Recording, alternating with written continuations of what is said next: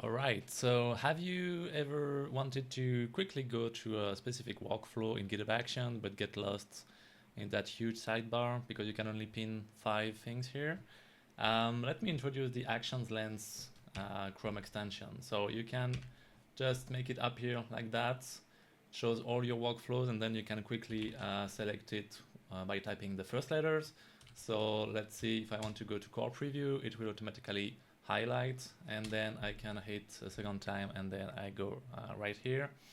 And here again, I can quickly filter the runs. So let's say I want to only see the failed runs. I can enter 2 and it will filter out. 1 is just the ones that were successful.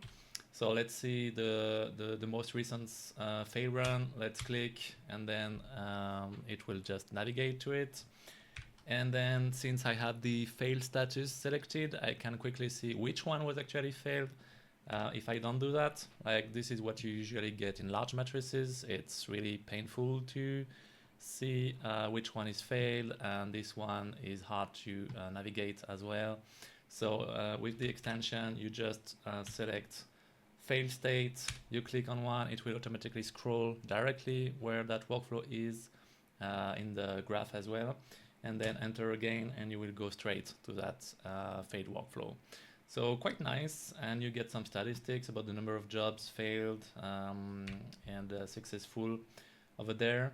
And you can quickly go back to where you were before because it's quite painful to have to scroll up and then click again on the workflow name, etc.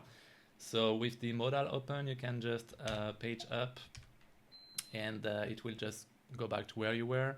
Again, page up, and it will go back to the pull request directly. That was the source of this workflow. So quite nice. And then if you are on any other page than the actions page, when you trigger, you will get a quick menu so that you can go very quickly to a specific tab instead of having to always remember where that actions tab is, for instance, now that the agents is here. So yeah, just open the thing. You can even type if you want actions, and then you enter and you're straight into the actions workflow. So that's it. You should probably install it if you're using GitHub as much as I do, and let me know any feature you'd like to see. Thank you.